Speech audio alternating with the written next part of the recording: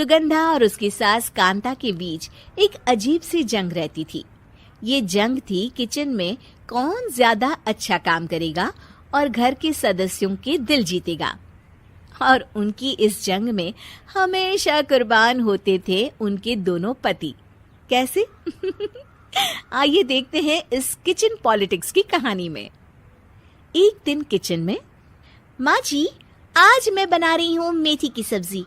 इस खाने से घर वालों के पेट की सारी समस्या खत्म हो जाएगी। और मैं बना रही हूँ तड़के वाली छाछ, जिसे पीते ही गैस की समस्या कभी नहीं होगी। दोनों अपने अपने खाने को लेकर टेबल पर पहुंच जाती हैं। तभी सुगंधा के ससुर उसकी बनाई सब्जी की तारीफ कर देते हैं। अरे वाह, मेथी की सब्जी भी बनी है, बड़ी ही स्वादिष्ट है। वाह बहू वाह। अरे बहू, लेकिन इसमें इतनी सारी मेथी बर्बाद करने की क्या जरूरत थी? देखिए माँ जी, ये तो वो मेथी है जो आप रात में भिगोकर सुबह उसका पानी पीती हैं, और जो मेथी फेंक देती हैं उसी से मैंने ये सब्जी बनाई है।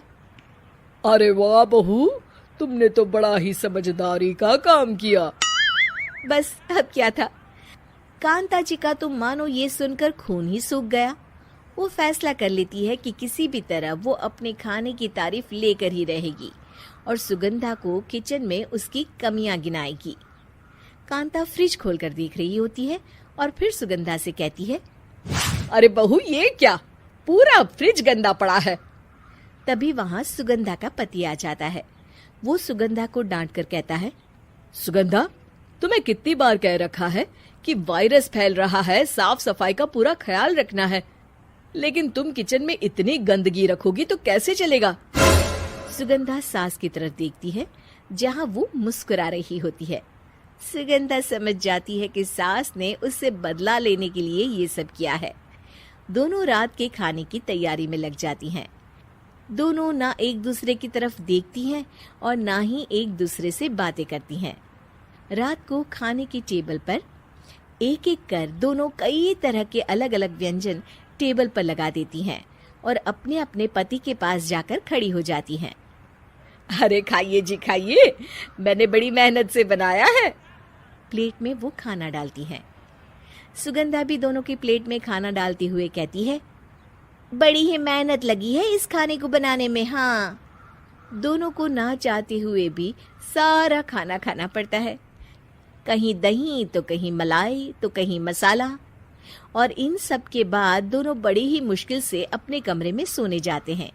लेकिन अगली सुबह सुगंधा का पति चिल्ला रहा होता है, हाय रे, हाय मेरा तो पेट खराब हो गया, हाय माँ बहुत दर्द हो रहा है। तो वहीं कांता के कमरे से भी कुछ ऐसी ही आवाज आने लगती है। हे भगवान, इस सास बहू की लड़ाई हमारी जान लेकर रहेगी। जाओ कोई डॉक्टर को बुला कर लाओ।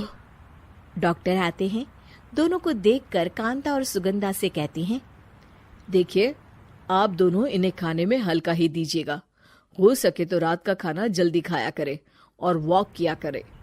इतना कहकर डॉक्टर वहां से चले जाते हैं।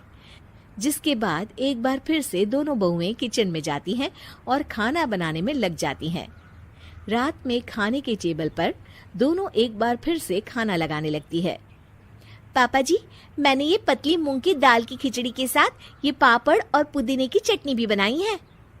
अरे बहू, अभी अभी बेचारे पेट की बीमारी से गुजरे हैं, इतना भारी खाना तो डॉक्टर ने भी मना किया है ना। देखिए, मैंने आप दोनों के लिए सूप बनाया है। और दोनों उन लोगों की प्लेट में खाना डालने लगती हैं। तभी दोनों एक साथ बोल पड़ते हैं, बस करो, हमें माफ करो, हमें नहीं खाना इस घर में, ना खिचड़ी और ना ही सूप। हम इंसान हैं, एक वक्त में एक ही खाना खा सकते हैं। बस करो, हमें माफ करो, हमें नहीं खाना इस घर में, ना खिचड़ी और ना ही सूप। हम इंसान हैं, एक वक्त में एक ही खाना खा सकते हैं। इतना कहकर वो दोनों वहां से चले जाते हैं। कहानी का अंत। आप लोग उम्मीद कर रहे होंगे कि अंत में सब ठीक हो जाएगा। नहीं जनाब, अगर सास बहू के बीच सब ठीक हो जाए तो आप ये सीरीज देखे ही क्यों? तो मजा लीजिए इस चैनल में सास बहू से जुड़ी कहानियों का, क्योंकि ये ऐसा रिश्ता है जिसकी मिठास उसकी खटास में हमेशा ज्यादा ही